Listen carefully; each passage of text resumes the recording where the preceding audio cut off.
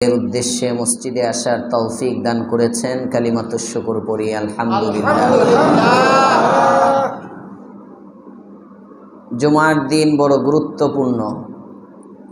হাদিসে পাকে আছে, আল্লাহর পয়গম্বর বলেন, এই দিনে বান্দার প্রতিটা মুসলমানের একটা দোয়া আল্লাহ তাআলা কবুল করেন। এই দিনে যে ব্যক্তি মারা যায় তার কবরের আযাব আল্লাহ তাআলা মাফ করে দেন।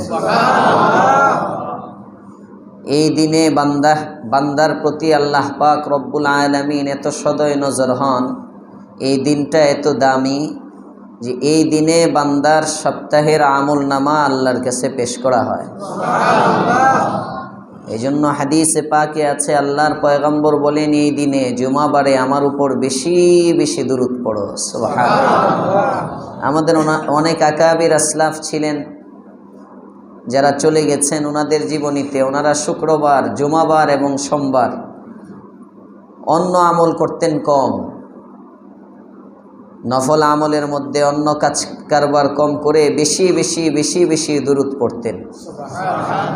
মানে এই দিন আমল নামা পেশ করা হয় আল্লাহ তাআলার কাছে। এই দিন সাপ্তাহিক দুরূদগুলো রাসূল করিম সাল্লাল্লাহু আলাইহি ওয়াসাল্লামের কাছে ফেরেশতা পৌঁছে দেয়। হাদিসে পাকে আছে, ইন্না লিল্লাহি মালাইকাতান সাইয়াহিন, নিশ্চয় আল্লাহ পাক রব্বুল আলামিনের কিছু ফেরেশতা আছে, এদের কাজ হলো পৃথিবীর যেখানেই দুরূদ হয় ওই দুরূদগুলো আমার কাছে পৌঁছে দেওয়া। কি বুঝলেন এই হাদিস থেকে? রাসূল দুরূদের মজলিসে আসেন? আস্তে আস্তে বল। রাসূল দুরূদের মজলিসে আসেন? আল্লাহর রাসূল বলেন, তোমরা আমার উপর দুরূদ পড়ো। যদি দূর থেকে, যে ব্যক্তি দূর থেকে আমার উপর দুরূদ পড়ে, মান সাল্লা আলাইয়া নাইয়ান উবলিগতুহু, তা আমার নিকট পৌঁছে দেওয়া হয়।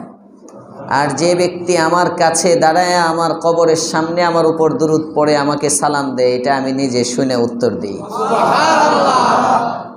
রাসূল করিম সাল্লাল্লাহু আলাইহি ওয়াসাল্লাম মিলাদের মজলিসে আসেন?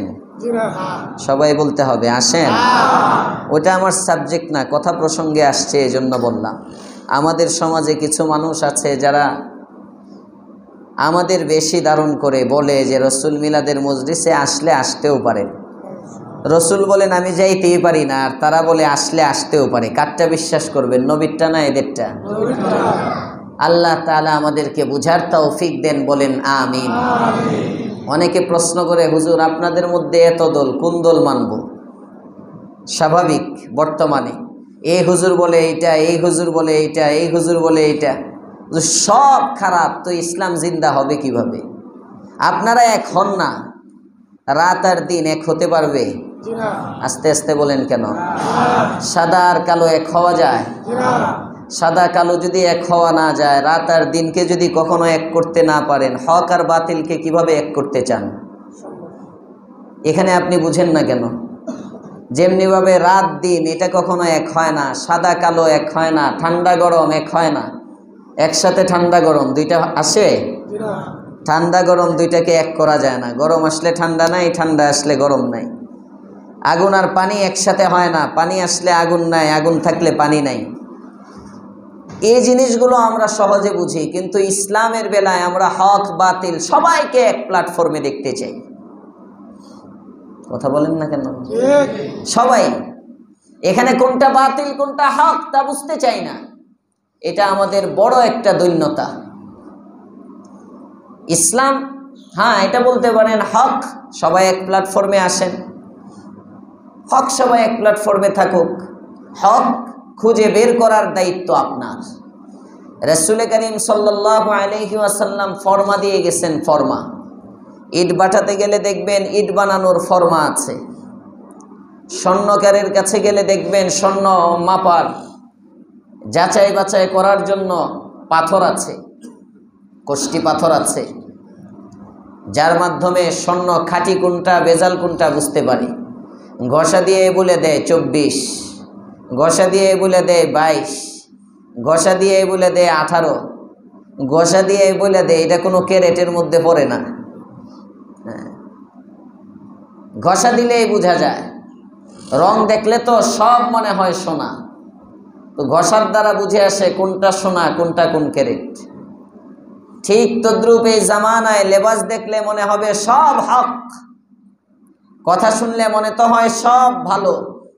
কোনটা ভালো কোনটা হক এটা যাচাইয়ের জন্য আল্লাহর রসুল সাল্লাল্লাহু আলাইহি ওয়াসাল্লাম 1450 বছর আগে কষ্টি পাথর দিয়ে গেছেন। কয় বান্দা তুমি যাচাই করতে চাও, আমি রসুল জানায় গেলাম বনি ইসরাইলের উম্মত তো 72 ফিরকায় দলবদ্ধ হয়েছিল। ইন্না বনি ইসরাইল তাফাররাকাত আলা 72 মিল্লাহ। বনি ইসরাইল 72 ফিরকা ভুক্ত হয়েছিল, 72টা দল হয়েছিল মাত্র। তাফতারিকু উম্মতি আলা 73 মিল্লাহ। আর আমার উম্মত এরা 73 দলে বিভক্ত হবে। কুল্লুহুম ফিন্নার, এই সবগুলো দল জাহান্নামে যাবে। ইল্লা মিল্লাতান ওয়াহিদা, একটি মাত্র দল জান্নাতি হবে। সাহাবায়ে কেরাম বলেন মানহুম ইয়া রাসূলুল্লাহ, ওই এক দল জান্নাতে যাবে, এরা কারা? আল্লাহর রাসূল বলেন মা আনা আলাইহি ওয়া আসহাবি, যারা আমি নবীর আদর্শকে আঁকড়ে ধরবে, যারা সাহাবীদের জামাতকে আঁকড়ে ধরবে। উম্মতের কষ্টি পাথর আমালে সাহাবা, উম্মতের মেয়ার মাপকাঠি ফরমা রাসূল এবং সাহাবীদের আমল। শুধু রাসূলের আমলের সাথে মিলে, সাহাবীর আমলের সাথে মিলে না। জান্নাতি বলতে হবে, কথা বলতে হবে। জান্নাতি না জাহান্নামী? জাহান্নামী। সাহাবীর আমলের সাথে মিলে, রাসূলের আমলের সাথে মিলে না, জান্নাতে যাবে। হ্যাঁ, জান্নাতে যাবে। উভয়ের আমলের সাথে মিলতে হবে। মা আনা আলাইহি ওয়া আসহাবি, আমি রসুলকেও ধরো, সাহাবীদেরকেও ধরো। আমি রসুলকে ধরার জন্য সাহাবী লাগবে। তুমি তো রসুলকে দেখো নাই। রাসূল করিম সাল্লাল্লাহু আলাইহি ওয়াসাল্লামের কিছু হাদিস আছে আকওয়াল, কিছু আছে রাসূলের আফআল, কিছু আছে রাসূলের পালনীয়, করণীয়, অনুসরণীয়, অনুকরণীয়। রাসূল করিম সাল্লাল্লাহু আলাইহি ওয়াসাল্লাম কিছু বলেছেন, শুনেছি, অনুসরণ করতে হবে। রাসূল কিছু করেছেন, এটা উম্মতের জন্য করণীয়, অনুকরণ করতে হবে। অনুসরণ, অনুকরণ এই দুইটা হবে সাহাবীদের মাধ্যমে। নবীকে আমরা সরাসরি দেখি নাই। সাহাবীদেরটা হবে তাবিঈদের মাধ্যমে। সাহাবীদেরকে আমরা দেখি নাই। তাবিঈদেরটা হবে তাবিঈদের মাধ্যমে। তাবিঈদেরকে আমরা দেখি নাই। তাবিঈদেরটা হবে তার পরবর্তী যুগের মাধ্যমে। এরপরেরটা তার পরবর্তী উলামাদের মাধ্যমে। মুতাকাদ্দিমিন, মুতাআখিরিন, এভাবে সালাফ পর্যায়ক্রমে আস্তে আস্তে আমাদের এই যুগের যারা উলামায়ে কেরাম, তাদের কাছ থেকে আমাদের দেখে দেখে রাসূলের কাজগুলো জানতে হবে। এটা তরিকা, কিতাব পড়ে পাবেন না। কিতাবের মধ্যে সব নাই, কিতাবের মধ্যে সব নাই। বুখারীর মধ্যে হাদিস আসছে,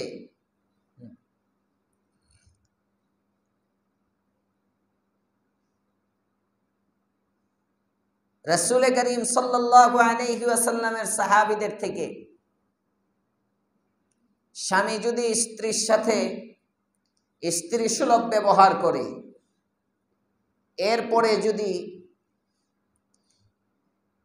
বীর্যস্খলন না হয়, গোসল ফরজ হবে কিনা? মাসআলা কি? এক সময় মাসআলা ছিল, এক সময় আল মাউ মিনাল মা, যদি ইনজাল হয়, বীর্যস্খলন হয়, তাহলে গোসল ফরজ হবে, অন্যথায় গোসল ফরজ হবে না। ইমাম বুখারী হাদিস আনছেন, বুখারীতেও হাদিস আছে মাসআলা। এই মাসআলায় ইখতিলাফ সাহাবায়ে কেরামের যুগে সমস্ত সাহাবীদের মধ্যে ইজমা হয়েছে, ঐক্যমত হয়েছে।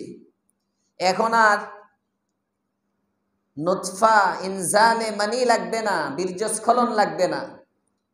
যদি হায়েল ছাড়া মাঝখানে স্বামী স্ত্রী সুলভ ব্যবহার হয়, একসাথে জেমা হয়েছে, সঙ্গম হয়েছে, কিন্তু স্বামীর বীর্যস্খলন হয় নাই, মাসআলা হলো গোসল ফরজ হয়ে যাবে। গোসল ফরজ।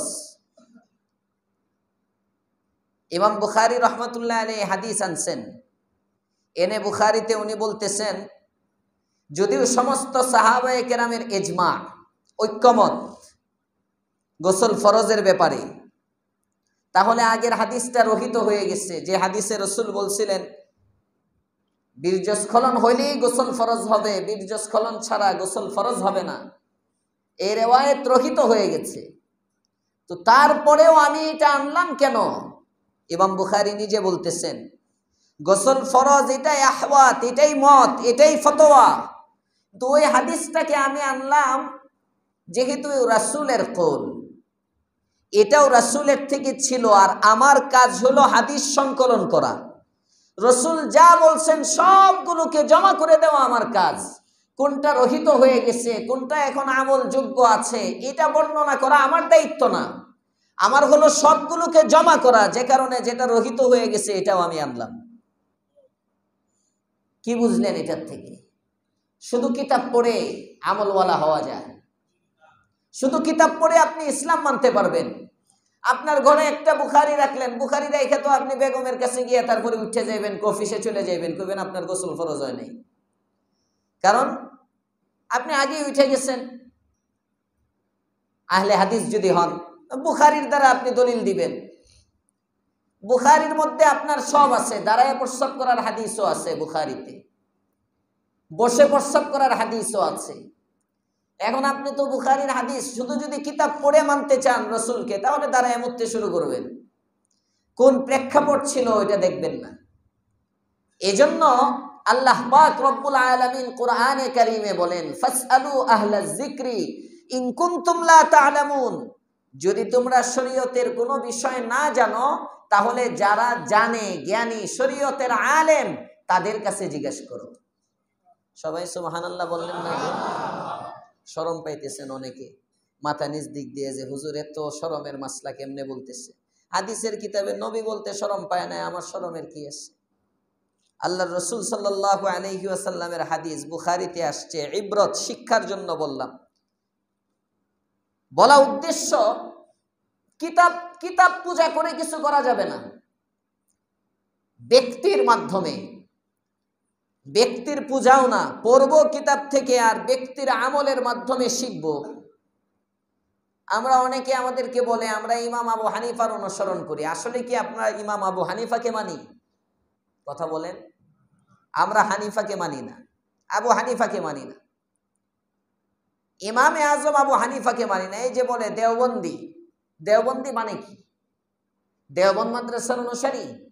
যদি দেওবন্দের অনুসারী হয়, তাহলে তো দেওবন্দির বেদাত হবে। দেওবন্দি যদি দেওবন্দি বলতে দেওবন্দের অনুসারী বোঝায়, 1867-তে দেওবন্দ প্রতিষ্ঠা হয়েছে। এখন যদি আমরা দেওবন্দি বলে যদি দেওবন্দকে বুঝাই, 1867-র আগে যারা দেওবন্দি ছিল না, তারা কি সব জাহান্নামী? তারা জাহান্নামী। তার মানে দেওবন্দি বলতে কোনো মতবাদ বুঝায় না, কোনো আদর্শ বুঝায় না। দেওবন্দি বলতে কি বুঝায়? উপমহাদেশে, ভারত, পাকিস্তান, বাংলাদেশ, এই বাররে সগীরের মধ্যে, উপমহাদেশে, হিন্দুস্তানে ইংরেজ বেনিয়ারা যখন দেশ দখল করলো, ব্রিটিশ সাম্রাজ্য প্রতিষ্ঠিত হলো, এই ব্রিটিশ সাম্রাজ্য থেকে আবারও তাহরিক, আন্দোলন এর আওয়াজ নিয়ে এই ব্রিটিশ সাম্রাজ্যকে তাড়াইয়া এই ভারত, পাকিস্তান, বাংলাদেশ উপমহাদেশের মধ্যে আবার ইসলামের আলো উদ্ভাসিত হলো, যে একটি মার্কাজের মাধ্যমে, এই মার্কাজের নাম হলো দারুল উলুম দেওবন্দ। এরা এই দারুল উলুম দেওবন্দ মাদ্রাসা প্রতিষ্ঠা করার মাধ্যমে মানুষের মধ্যে আবারও সেই হারানো, যে ইসলাম থেকে মানুষ দূরে সরে গিয়েছিল, ওই মদিনার ইসলাম, যেটা ওই ইসলামের দাওয়াতি দেয়। 1450 বছর পর্যন্ত যুগ যুগ ধরে যে ইসলামটা শিখছেন ওনারা, তো দেওবন্দের মাধ্যমে আমরা রাসূল পর্যন্ত পৌঁছি। কথা বুঝতেছেন আমার? এটা মাঝখানে আলাদা কোনো মতাদর্শ না। হযরত জি ইলিয়াস সাহেব রহমাতুল্লাহি আলাইহি তাবলীগের এক তাহরিক, ওনার মাধ্যমে আল্লাহ তাআলা আবিষ্কার করছেন।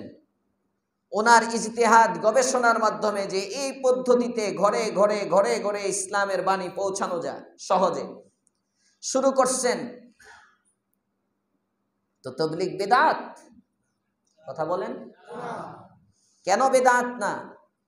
পদ্ধতিটা নতুন হলেও এই পদ্ধতিতে যে কাজগুলো হয় এর আসল মূল ভিত্তি রাসূলের জামানায় ছিল।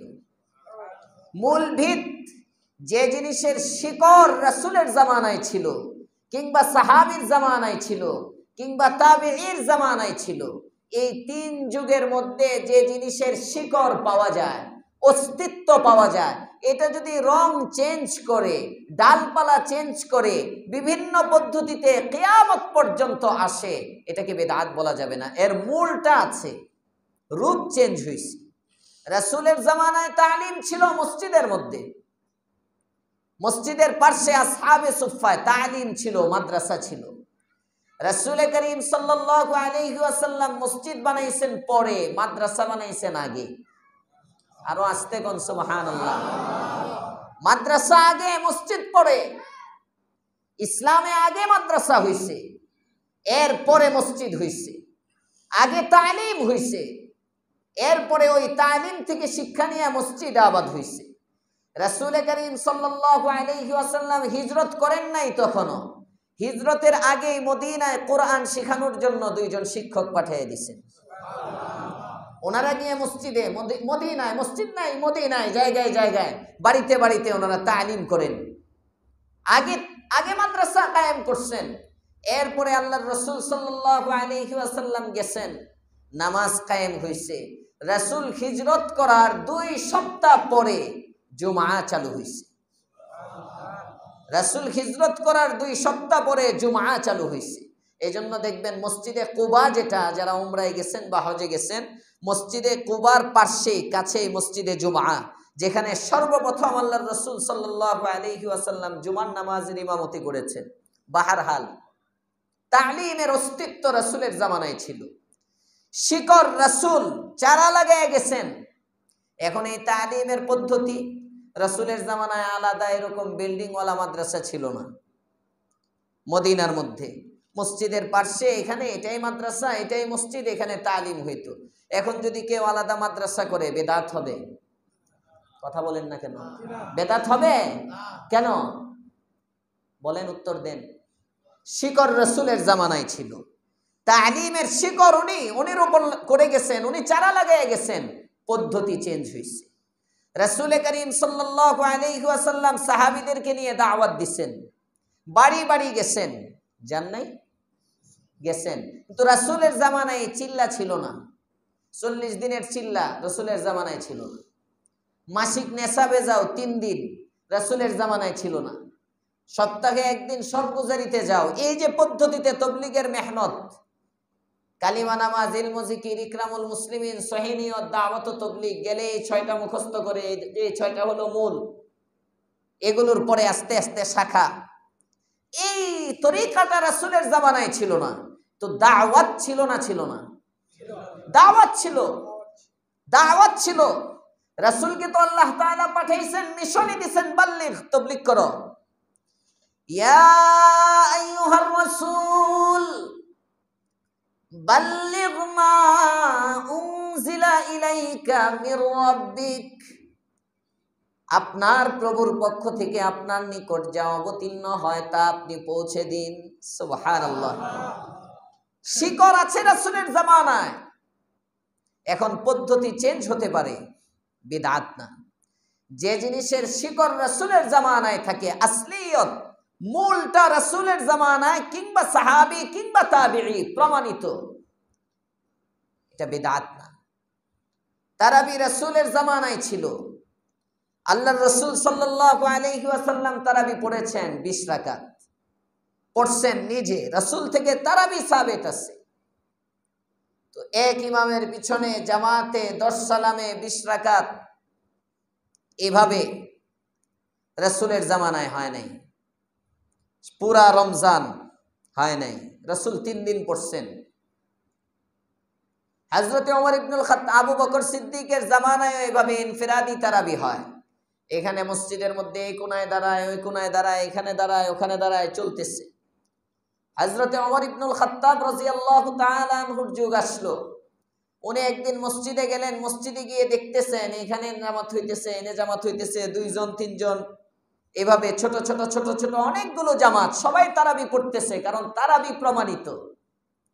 হযরত ওমর সবাইকে বসাইলেন, বসায় বললেন, কেমন হয় এতগুলো জামাত না হয়ে যদি একজন ইমামের পিছনে সবাই জামাত পড়ে, এটা কেমন হয়? সবাই বলেন, ভালোই তো হয়। আর সাহাবী দলিল, সমস্ত সাহাবায়ে কেরাম ঐক্যমত হইছেন যে হ্যাঁ, রাসূলও তো পড়ছিলেন, 3 দিন পর্যন্ত রাসূলও তো আমাদেরকে নিয়ে জামাত করেছিলেন, জামাতও প্রমাণিত, তারাবিও প্রমাণিত। তো রাসূল এটা কন্টিনিউ করেন নাই, যদি আগ্রহে আল্লাহ তাআলা যদি ফরজ করে দেন আমাদের জজবা দেখে। এখন যেহেতু নবীর ইন্তেকাল হয়ে গেছে, ওহীর দরজা বন্ধ হয়ে গেছে, এখন তো আর বিধান চেঞ্জ হওয়ার কোনো সুরত নাই। যেটা সুন্নত এটা কিয়ামত পর্যন্ত সুন্নত, যেটা নফল এটা কিয়ামত পর্যন্ত নফল, যেটা ফরজ এটা কিয়ামত পর্যন্ত ফরজ, যেটা ওয়াজিব এটা কিয়ামত পর্যন্ত ওয়াজিব। এখন টেনে আর নফলকে ওয়াজিব বানানো যাবে না, ওয়াজিবকে সুন্নত বানানো যাবে না। তাবদীল, আহকাম, বিধিবিধান পরিবর্তনের সময় এটা শেষ হয়ে গেছে, ওহীর দরজা বন্ধ হয়ে গেছে। সুতরাং এক কাজ করা যায়, আমরা সবাই মিলে এক জামাতে পড়তে পারি। সবাই জামাতে শুরু হয়ে গেছে। বেদাত না সুন্নত? সবাই বলেন, বেদাত না সুন্নত? বেদাত আর সুন্নতের পার্থক্য বুঝতেছেন? যে জিনিস রাসূলের জামানায় নাই, যে জিনিস সাহাবীদের জামানায় নাই, যে জিনিস তাবিঈদের জামানায় নাই, হুজুর এই 3 জামানার কথাই আপনি বারবার কেন বলতেছেন? এই 3 যুগ দলিল হলো কেন? 3 যুগের বাহিরে দলিল না কেন?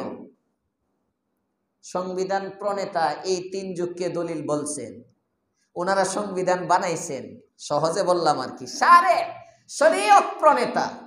আপনি যদি বলেন শরীয়ত, মনে করেন সংবিধান বানানোর ক্ষমতা আমারও নাই, আপনারও নাই, যাদের ক্ষমতা আছে তারা একটা রুলস করে। এখন আমি আপনি হাজারও যদি চিল্লাই, এটা এই রুলসের মধ্যে ঢুকলো না কেন? জবাব ঢুকায় নাই। রাসূল করিম সাল্লাল্লাহু আলাইহি ওয়াসাল্লামের মাধ্যমে আল্লাহ তাআলা জানাইছেন, রাসূল বলেছেন, খায়রুল কুরুনি করনি সুম্মাল্লাযীনা ইয়ালুনাহুম সুম্মাল্লাযীনা ইয়ালুনাহুম। 3টা যুগের সার্টিফিকেট আল্লাহর রাসূল নিজে দিয়ে গেছেন। সুবহানাল্লাহ। রাসূলের যুগ, সাহাবার যুগ, তাবিঈর যুগ, এই 3 যুগের সার্টিফিকেট আল্লাহর রাসূল নিজে দিয়ে গেছেন। যেহেতু এই 3 যুগকে রাসূল অনুসরণীয় বলছেন, কিয়ামত পর্যন্ত এই 3 যুগই অনুসরণীয়। এই 3 যুগের মধ্যে যেটা থাকবে, এটা যদি বিভিন্ন রূপও চেঞ্জ করে, কথার কথা পদ্ধতি চেঞ্জ হয়, আসলিয়ত ইবাদত হিসাবে ওই 3 যুগে ছিল, এটা সুন্নত কিয়ামত পর্যন্ত। যেটার অস্তিত্ব এই 3 যুগের মধ্যে নাই, এটা বেদাত। মিলাদের অস্তিত্ব 630 হিজরি পর্যন্ত পৃথিবীতেই নাই। 220 হিজরির পরে সাহাবী, তাবিঈ, তাবে তাবিঈ সকলের যুগ শেষ। 220 হিজরির পরে পৃথিবীতে কোন সাহাবী, তাবিঈ, তাবে তাবিঈ নাই। 220 হিজরির পরে 110 হিজরির পরে কোন সাহাবী নাই। বুঝতেছেন আমার কথা? 110 হিজরির পরে কোন সাহাবী নাই। সর্বশেষ যে সাহাবী ইন্তেকাল করেছেন ওনার নাম হলো আবু তুফাইল। এক বর্ণনা মতে ওনার মৃত্যু 110 হিজরিতে, এক বর্ণনা মতে ওনার মৃত্যু 102 হিজরিতে।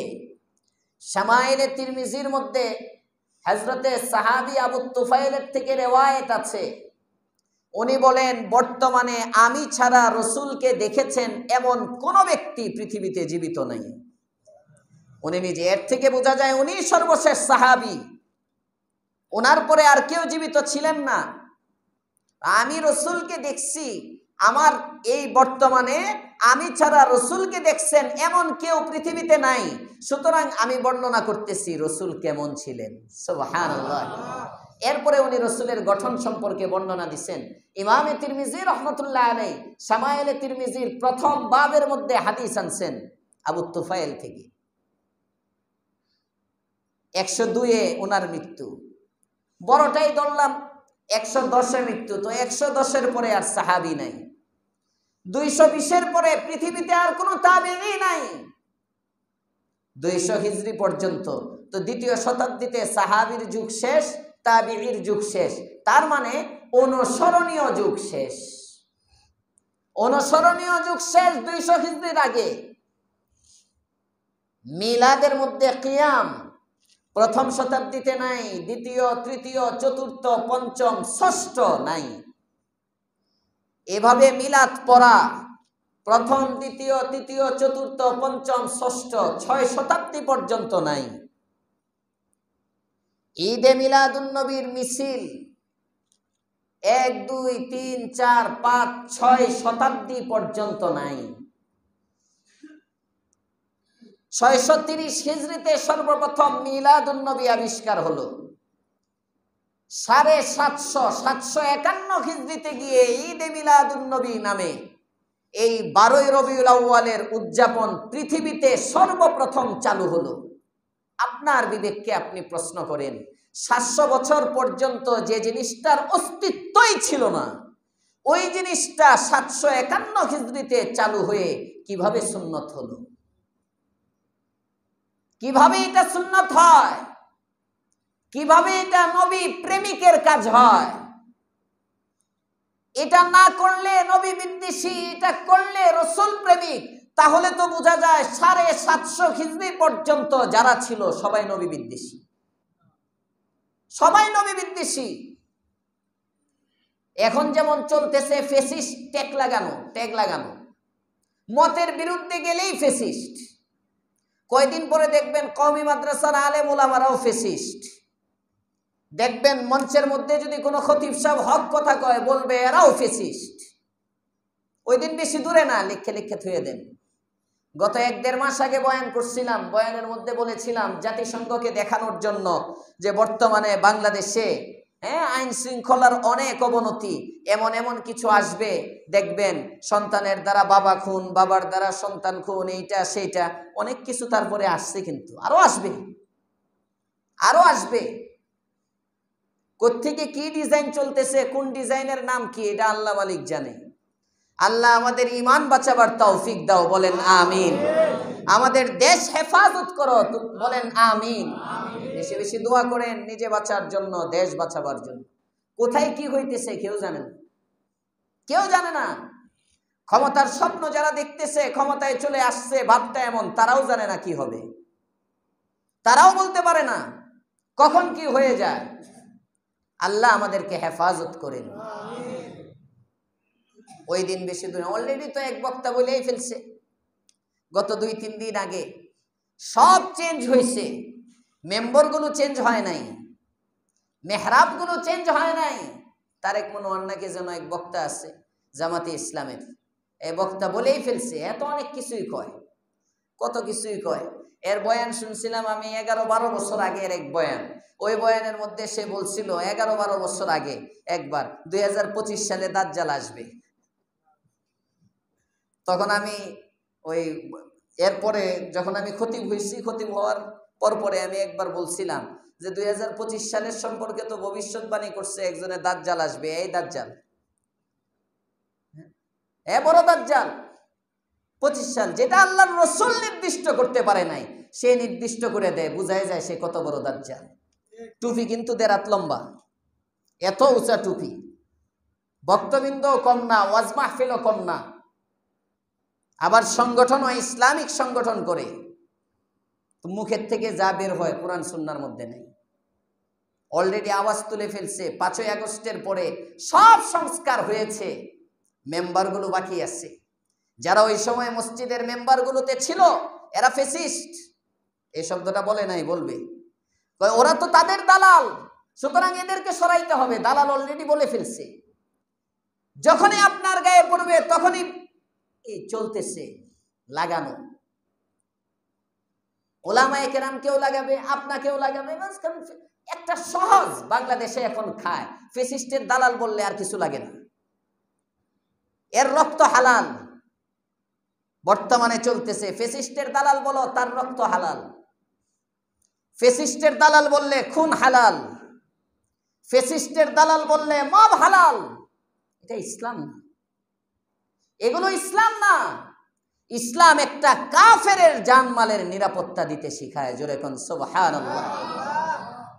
ইসলাম অপরাধীর বিচার নিজের হাতে কখনো নিতে শিখায় না, এটা ইসলাম না। ইসলাম কখনো আমার মতের বিরুদ্ধে একজনে বলবে কিছু, তার স্বাধীনতা দমন করা হবে, এটা ইসলাম না। আবার এটাও ইসলাম না এত উদার। আপনারা যদি ক্ষমতায় আসেন তাহলে নারীদেরকে বোরকা পড়তে বাধ্য করবেন? না না না না। আজান দেন।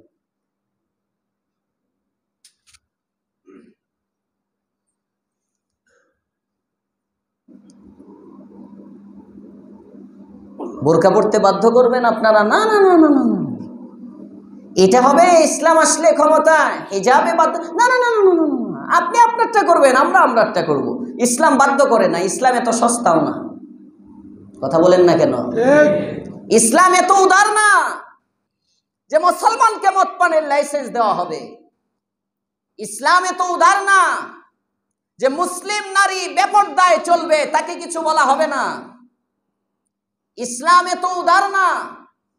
ইসলামের সৈনিক ইসলামের নামে রাজনীতি করবে, যুবক যুবতী পাশাপাশি বসা থাকবে, এর মধ্যে কোনো হিজাব না, ইসলামকে প্রকাশ করা হবে যে ইসলাম অনেক উদার। দেখো না, দুইজন ছেলের মাঝখানে একজন মেয়ে বসা আছে, মেয়েদেরকে ইজ্জতের হেফাজত দেওয়া হচ্ছে।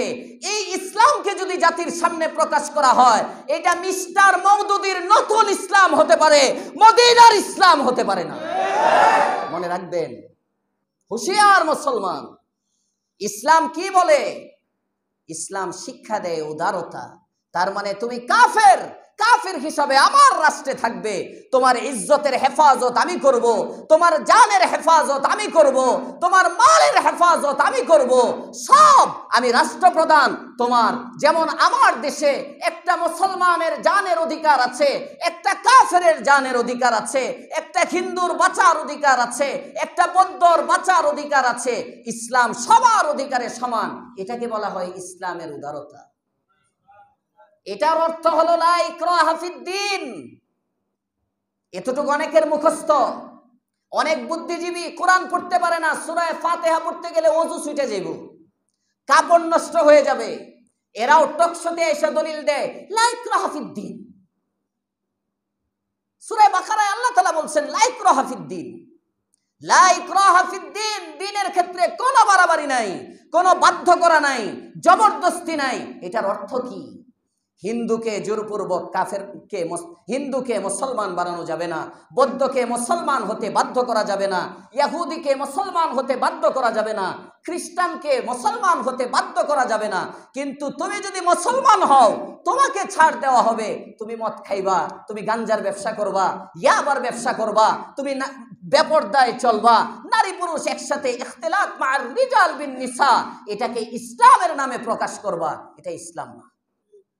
ইসলাম বলে মুসলমান হলে মুসলমানই মানতে হবে, মুসলমান হলে মুসলমানই মানতে হবে। তাফসীর চলতেছে সূরা বাকারা, আজকের আয়াতে আসবে। আজকে যে আয়াত, রাত্রে তাফসীরে আল্লাহ পাক রব্বুল আলামিন বনি ইসরাইলকে অনেক নিয়ামত দিবেন, আবার কিছু শাস্তিও দিবেন। বনি ইসরাইল ফেরাউন মুসাকে বলে, এ মুসা, আল্লাহ তাআলা যে তোমাকে কিতাব দিয়েছে, যদি এই কিতাব আমরা মানলাম, শর্ত হলো আল্লাহ বলে দিবে যে কিতাব আমি দিচ্ছি, একটা আওয়াজ করে উনি বলে দিবে আমরা তোমার সাথে যাব। সবাই তো আর যেতে পারবে না, গেছে 70 জন প্রতিনিধি। যাওয়ার পরে ওখান থেকে আসার আসছে যে হ্যাঁ কিতাব দিচ্ছে, তো মুসলমান হয়ে গেছে। মুসাকে তো মানে, মুসার অনুসারী, বিধানগুলো তাওরাতের উপর আমল করার জন্য তারা যখন শর্ত দিল, সব শর্ত পূরণ হলো, এখন তারা বলে মানব না। আল্লাহ পাক রব্বুল আলামিন জিবরাইল রে কয় এরা মানবে না।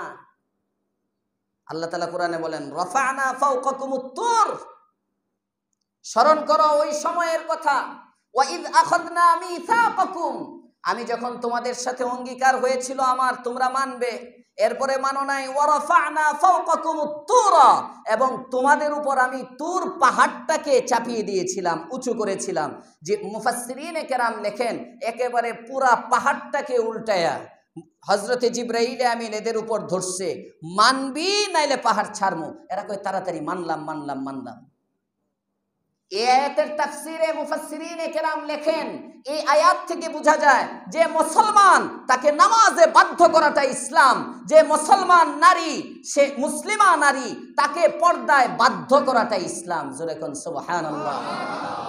কি ইসলাম আমাদের সমাজে শিক্ষা দিতে চায়, যে ইসলামের অস্তিত্ব 1450 বছরে পাওয়া যায় না, আর যুবকরা খুব নাচে। আধুনিকতার ছোঁয়া যারা, তারা তো খুব খুশি। মডার্নের ইসলাম, ইসলাম অতটা কঠিন না, ইসলাম অতটা কঠিন না। তোমার কাছে যদি ইসলাম কঠিন মনে হয়, কে বলেছে তোমাকে মুসলমান থাকার জন্য? চলে যাও অন্য ধর্মে। নিজের ধর্মের মূল্যায়ন যদি তুমি করতে না পারো, ইসলামের চেয়ে সুন্দর, সাবলীল, সহজ কোনো ধর্মই নাই। যেরকম সুবহানাল্লাহ। পড়েন ইসলাম নিয়ে, জানেন ইসলাম অনেক সুন্দর, ইসলাম অনেক উদার। ইসলামের উদারতা বুঝাইতে গিয়া মুসলমানকে ছাড় দেওয়ার দরকার নাই। ইসলামের উদারতাটা তো বুঝবে বিপক্ষের লোককে ছাড় দিলে। কথা বলেন ঠিক না বেঠি? আপনি আমার দোস্ত, আপনার জন্য আমি চেয়ার খালি করে দাঁড়ায় গেলাম। আপনি বললেন গোয়ালটেকের খতিব সাহেব অনেক ভালো, একজন মানুষকে অনেক সম্মান করে চেয়ারটা খালি করে দিছে। আমার দোস্ত, আমি খালি করবো না তো কি? কার জন্য খালি করব? আমার একজন দুশমন আসছে, শত্রু, আমার শত্রু, কিন্তু সেও চেয়ারে বসার উপযুক্ত। আমার শত্রু, সে চেয়ারে বসার উপযুক্ত, তার জন্য যদি আমি চেয়ারটা খালি করে দিই, এটা না আমার উদারতা? এটা আমার উদারতা। ইসলাম নারীর ইজ্জত আবরুর হেফাজত করে, এটা বুঝাবার জন্যে পর্দার বিধান, এটা বাস্তব, এটা যার যার ব্যক্তিগত বিষয়। এটা বলা ইসলাম না, বরং যে সমস্ত নারীরা আছে অন্য ধর্মের, বেপরদায় চলার পরেও তাদের ইজ্জত আবরু ইসলামী সমাজের মধ্যে, ইসলামী রাষ্ট্রের মধ্যে হেফাজতে থাকে, খেয়ানত হয় না, তাদের নিরাপত্তা আছে। এটার নাম হলো উদারতা। এটা উদারতা। আল্লাহ বুঝার তৌফিক দাও, বলেন আমিন। কেডা কি আবার বুঝতেছে, কে কি হুজুরে কোন দিকে নিতেছে আল্লাহ জানে। তবে নাই, আপনারা জানেন, আমিও ইনসাফের সাথে বলি, আপনারাও ইনসাফের সাথে শুনেন। আমাদের ব্যক্তি কোনো দল না, ব্যক্তিগত কোনো টার্গেট না, ইসলামটাকে ফোকাস করা উদ্দেশ্য। ইসলাম বুঝেন, উসওয়ায়ে হাসানা কোনো ব্যক্তি না।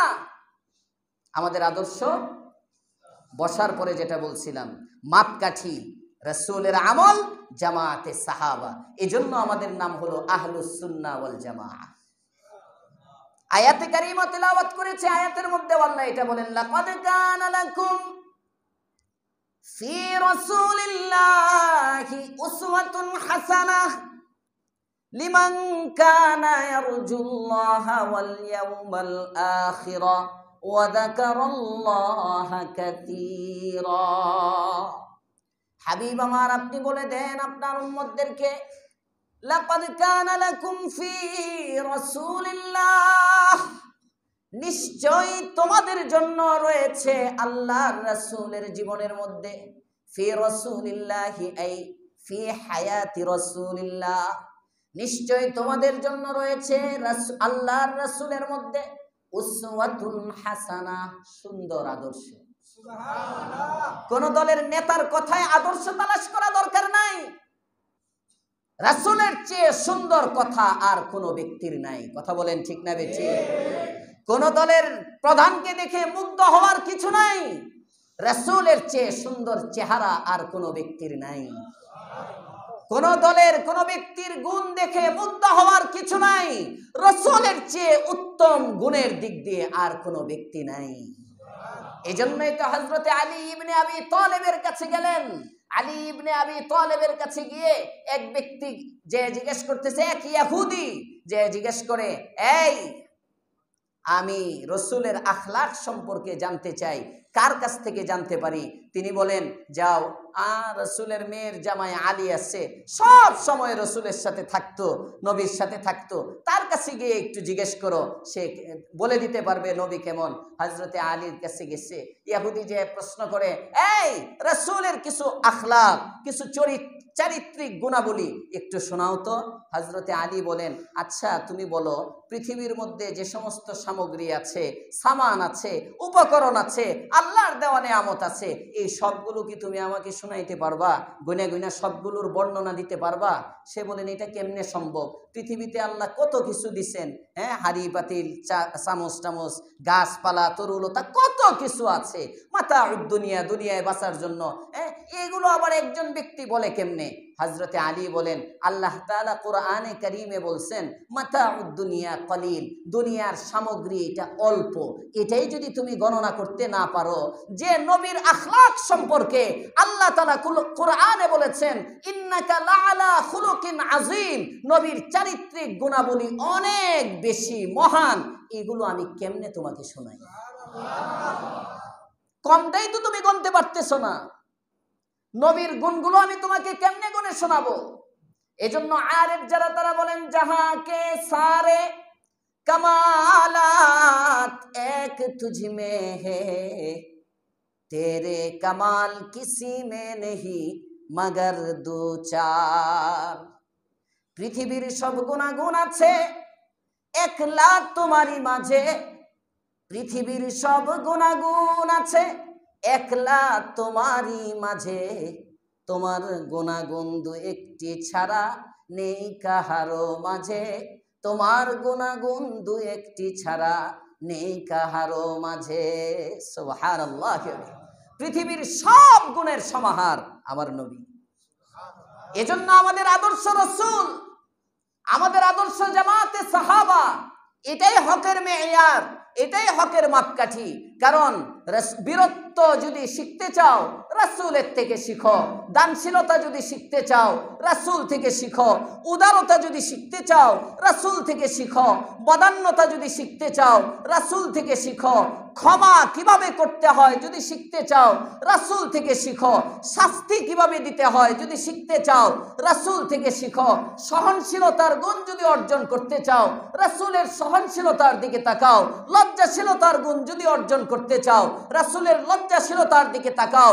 রাজনীতি যদি শিখতে চাও, পয়গম্বরের বর্ণাঢ্যময় রাজনৈতিক জীবনের দিকে তাকাও। এমন কোন গুণ নাই যে গুণ আমার নবীর মধ্যে নেই। মাফ কিভাবে করতে হয় দেখো। আদি ইবনে হাতেম রাসূলের সাহাবী হয় নাই তখনও। হাতেম তাইর ছেলে পলায়ন করে চলে গেছে, বোনটাকে রেখে গেছে, বন্দী হয়ে চলে আসছে। আল্লাহর পয়গম্বরের কাছে 3 দিন পর্যন্ত বলে, হালাকাল ওয়ালিদ, বাবা ধ্বংস, বাবা নাই। হারাবাল ওয়াফিদ, যে আমার জিম্মাদার সে পলায়ন করছে। ফামনুন আলাইয়া, আপনি ইহসান করেন, মান্নাল্লাহু আলাইক, আল্লাহ আপনার উপর দয়া করবে। আল্লাহর রাসূল বোনটাকে আজাদ করে দিলেন, চলে গেল ভাইয়ের কাছে। ভাইয়ের সাথে বকাবদ্ধ হলো, মনে আছে গত সপ্তাহে বলছিলাম যে ভাইয়ের সাথে অনেক তর্ক বিতর্ক হলো। হ্যাঁ, তুমি আমাকে ফেলে রেখে চলে আসছো। এবার ভাই বলে, কেমন মুহাম্মদ আসলে কেমন একটু বলো, কেমন দেখছো কেমন একটু বলো। এবার আদি ইবনে আবি হাতেমের বোন হযরতে সাফানা বিনতে হাতেম বলে, ভাই আমার, পৃথিবীতে অনেক মানুষ দেখেছি, জীবনে কত রাষ্ট্রপ্রধান দেখেছি, কত ধরনের মানুষ দেখেছি, যুদ্ধে বিজয়ী অনেক সৈনিককেও দেখেছি। আসমানের মালিকের কসম করে বলতেছি, মুহাম্মদুর রাসূলুল্লাহর মতো এত সুন্দর চরিত্রবান কোন ব্যক্তি আমি দেখি না। ভাই আমার, তুমি দেরি করো না, আমার দিল বলতেছে তিনি আসলেই নবী, আসলেই পয়গম্বর। চলো, যারা আমরা চলে এসেছি, আমাদের পুরা কাফেলা নিয়ে, আমাদের সমস্ত লোকগুলোকে নিয়ে আমরা যাই। আমাদের সমস্ত কাফেলাকে সঙ্গে নিয়ে আমরা যে মুসলমান হয়ে যাই। আদি ইবনে আবি হাতেম আসলেন আল্লাহর পয়গম্বরের কাছে। আল্লাহর পয়গম্বর যখন শুনলেন আদি ইবনে আবি হাতেম এক গোত্রের সর্দার, সে আমি নবীর কাছে এসেছে, আল্লাহর পয়গম্বর, যদিও সে মুসলমান হয় নাই, কাফের, কিন্তু কাফেরের মধ্যে তার একটা স্ট্যাটাস আছে, তার একটা মর্যাদার আসন আছে, তার একটা ঐতিহ্য আছে। এবার আদি ইবনে আবি হাতেম যখন আসলেন, আল্লাহর পয়গম্বর সাহাবীদের কাফেলা নিয়ে আদি ইবনে আবি হাতেমকে নিজে অভ্যর্থনার জন্য চলে গেলেন। ইসলামের উদারতা এটা, যার যার সম্মান তাকে দেয়। কাফের হতে পারে, কাফের রাষ্ট্রপ্রধান আমাদের বাংলাদেশে যদি আসে, ইসলামিক রাষ্ট্র যদি হয়, তাকে রাষ্ট্রপ্রধান হিসাবে মর্যাদা দেওয়া, এটার নাম ইসলাম। জোরে কোন সুবহানাল্লাহ। এখানে দেখা হবে না আরে এটা তো কাফের, না, রাষ্ট্রপ্রধান হিসাবে তার একটা মর্যাদা আছে, এটা দিতে, এটা ইসলাম, এটাকে বলে ইসলামের উদারতা। আল্লাহর রাসূল আদি ইবনে আবি হাতেমকে মর্যাদা দিলেন, অভ্যর্থনা জানায় নিয়ে আসলেন, রিসিভ করে আনলেন। রাসূলের ব্যবহার, আল্লাহর রাসূল সাল্লাল্লাহু আলাইহি ওয়াসাল্লাম নিজের বসার যে গদিটা, এই গদিটা হযরতে আদি ইবনে আবি হাতেমকে বসার জন্য দিয়ে দিলেন। হযরতে আদি বলে, না মুহাম্মদ, এই গদিটা না তোমার বসার গদি, তোমার এই ঘরের মধ্যে তো তোমার এই গদি ছাড়া আর কোনো গদি নাই। আল্লাহর পয়গম্বর বলেন, আদি রে, আমাদের মুসলমানের মধ্যে কোনো রাজ দরবার নাই, আমাদের মুসলমানের মধ্যে কোনো রাজা নাই, রাজা প্রজা এই মজলিসের মধ্যে সবাই সমান। সুবহানাল্লাহ। আমার এটা ঘর, এটাই আমার রাজপ্রাসাদ, এই খেজুর পাতার ছাউনি, এখান থেকে আমি কালিমার দাওয়াত দেই, এটাই মদিনার বাদশা নয়, দু জাহানের সরদার মুহাম্মদুর রাসূলুল্লাহর রাজপ্রাসাদ, এটাই মুহাম্মদের থাকার ঘর। আমি নিজের ঘরে তোমাকে নিয়ে আসলাম, যেহেতু তুমি একজন সম্মানিত ব্যক্তি। আমার ঘরের মধ্যে অন্য বসার এত বেশি চেয়ার নাই, একটা মাত্রই চেয়ার। আরবের চেয়ারগুলো হয়তো কুলবালিশের মতো, মানে ওই যে কিছু নামাজের জায়নামাজ পাওয়া যায় না, এই চেয়ার মার্কা যায় নামাজ, নামাজ পড়ার সময় শোয়ায় দেওয়া যায়, মানে বিছানো যায়, আবার নামাজ থেকে শেষ হওয়ার পরে হেলান দিয়ে বসা যায়, এটাকে আরবিতে বলে উইসাদা। উইসাদা, এখন মাদ্রাসার অনেক ছাত্র বালিশের আরবি জিজ্ঞেস করলে কয় উইসাদাতুন, উইসাদাতুন মনে করে সে মাথার নিচের বালিশ, আসলে উইসাদাতুন মানে মাথার নিচের বালিশ না। উইসাদাতুন বলা হইতো আরবরা দূর দূরান্তে ভ্রমণ করত, তাদের ভ্রমণের সময় তাদের সাথে এরকম একটা গদি থাকতো, একটা গদি থাকতো, এটার ভিতরে এক পাশে বালিশের মতো, এটার সাথে এই যে জায়নামাজের মতো আর কি, এটা পেঁচায়া তারা উটের পিঠে করে নিয়ে যেত।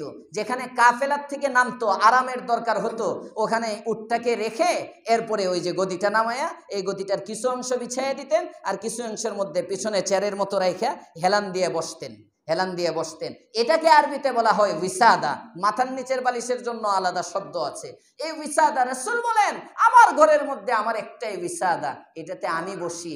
ভিতরে যদি ওই ফোম টোম নাই, তুলা টুলা নাই, খেজুরের ওই যে আঁশ টাশ, নারকেলের সোবা টোবা হাবিজাবি যেগুলো পাইছি এগুলো দিয়ে বানানো, কিন্তু এটা আমার সিংহাসন, তোমার সম্মানে আমি তোমার সিংহাসনটা, আমার সিংহাসনটা তোমাকে দিয়ে দিলাম, কারণ ইসলাম মানুষকে সম্মান করতে শেখায়। হযরতে আদি ইবনে আবি হাতেম বলেন, যে ধর্মের কথা আপনি বলতেছেন, এটা যদি আসলেই এমন হয়, আমার বুঝতে বাকি নাই, এর চেয়ে সুন্দর কোনো ধর্ম হতে পারে না আমাকে কালিমা পড়ায় মুসলমান বানায়।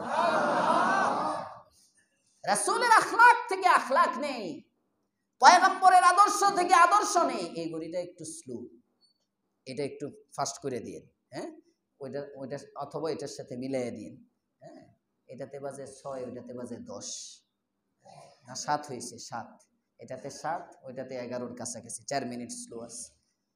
রাসূলের আখলাককে আমরা নেই, এই জন্য ফিতনার যুগ, ফাসাদের যুগ। আমি আজকে বসার পর থেকে যে কয়টা কথা বললাম তার খুলাসা, 1 নম্বর, সুন্নত বিদআতের একটা পরিচয় আপনাদের সামনে দিলাম। সুন্নত হলো যার অস্তিত্ব রাসূলের জামানায় ছিল, সাহাবীর জামানায় ছিল, তাবেঈর জামানায় ছিল। এই 3 যুগের মধ্যে যেটার শিকড় পাওয়া যাবে, এটা যদি বিভিন্ন আঙ্গিকে আসে, রূপ পরিবর্তন হয়, কোনো সমস্যা নাই। বিদআত কাকে বলে? রাসূলের জামানায় নাই, সাহাবীর জামানায় নাই, তাবেঈর জামানায় নাই, এরপরে যেটা আবিষ্কার হয় এর নাম বিদআত। মনে থাকবে ইনশাআল্লাহ। 2 নম্বর, এত দলের মধ্যে হক বাতিল আমরা চিনব কিভাবে? কিভাবে, হক বাতিল চিনব কিভাবে? হক বাতিল চিনার জন্যে আমি বলেছিলাম যেমন কষ্টি পাথর ফরমা আছে, হক বাতিল চিনার জন্য আল্লাহর রসুল বলে গেছেন বনি ইসরাইলের 72 ফিরকা, আমার উম্মতের মধ্যে হবে 73 ফিরকা, একটা ফিরকা মুক্তি পাবে। কোন সেই ফিরকা, কোন সেই দল? আল্লাহর রসুল বলেন মা আনা আলাইহি ওয়া আসহাবি, যারা আমি নবীকেও আঁকড়ে ধরবে, নবীর সুন্নতগুলোও মানবে, জামাতে সাহাবাকেও আঁকড়ে ধরবে, সাহাবীদের জামাতকেও মানবে, এরাই হলো আহলুস সুন্নাহ ওয়াল জামাআহ। তাহলে আমরা রসুল এবং সাহাবী দুই দলের সাথে আছি তো ইনশাআল্লাহ। রাসূলের সুন্নত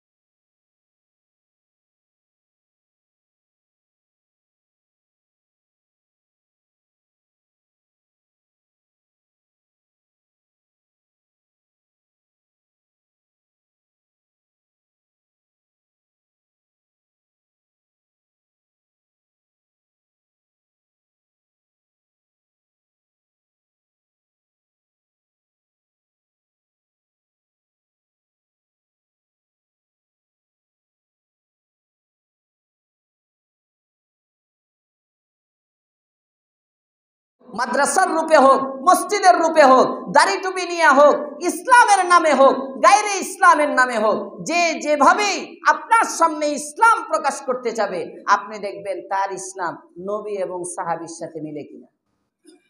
সহজ জিনিস, একজনে ইসলামের কথা বলবে, বলবে আকিমুদ্দিন, দিন কায়েম করো, দিন কায়েম করতে হবে।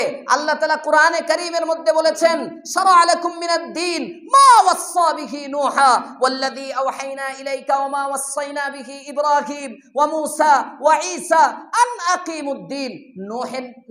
নূহকে আমি যে বাণী দিয়েছি, শারআ লাকুম মিনাদ-দীন মা ওয়াসসা বিহি নূহা ওয়াল্লাযী আওহাইনা ইলাইকা ওয়া মা ওয়াসসাইনা বিহি ইব্রাহিম, নূহকেও আমি জানাইছি, ইব্রাহিমকেও আমি জানাইছি, ওয়া মূসা, মূসাকেও জানাইছি, ওয়া ঈসা, ঈসাকেও জানাইছি।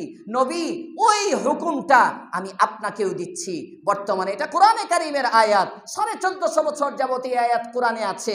যে আদেশ আল্লাহ নূহকে দিয়েছিলেন, যে আদেশ আল্লাহ ইব্রাহিমকে দিয়েছিলেন, যে আদেশ আল্লাহ মূসাকে দিয়েছিলেন, যে আদেশ আল্লাহ ঈসাকে দিয়েছিলেন, ওই আদেশটাই আল্লাহ তাআলা আমাদের নবী মূসাকে, আমাদের নবী মুহাম্মদুর রাসূলুল্লাহ সাল্লাল্লাহু আলাইহি ওয়াসাল্লামকে বলতেছেন নবী আপনাকেও আমি সেই আদেশটাই দিচ্ছি। আদেশটা কি? আন আকিমুদ্দিন, দিন কায়েম করেন, দিন প্রতিষ্ঠা করেন। বাণীটা তো অনেক সুন্দর, কিন্তু মুফাসসিরিনে কেরাম, আরে ভাই কোরআন বুঝার জন্য কোরআন বুঝতে হয়, তাফসীরুল কোরআন বিল কোরআন, কোরআনের কিছু আয়াত বুঝতে হয় কোরআনের অন্য আয়াত দ্বারা। নাম্বার 2 তাফসীরুল কোরআন বিল হাদিস, কোরআনের কিছু ব্যাখ্যা বুঝতে হয় আহাদিসে রাসূল দ্বারা। নাম্বার 3 কোরআনের কিছু ব্যাখ্যা বুঝতে হয় তাফসীরুল কোরআন বি আকওয়ালিস সাহাবা, সাহাবীদের কওল দ্বারা। এই সবগুলো মিলায়া তারপরে কোরআন বুঝতে হয়। আপনি তো বলে দিলেন আন আকিমুদ্দিন, দিন কায়েম করো। এর ব্যাখ্যায় মুফাসসিরিনে কেরাম লেখেন দিন কায়েম করবা কিভাবে? 1 নম্বর পদ্ধতি হলো আন আকিমুদ্দিন বিনাফসিহি, তুমি নিজের থেকে আগে দিনটাকে শুরু করো। সুবহানাল্লাহ, আগামী সপ্তাহ করে আন আকিমুদ্দিন বিনাফসিহ, আগে তোমার নিজের মধ্যে দিন কায়েম করো।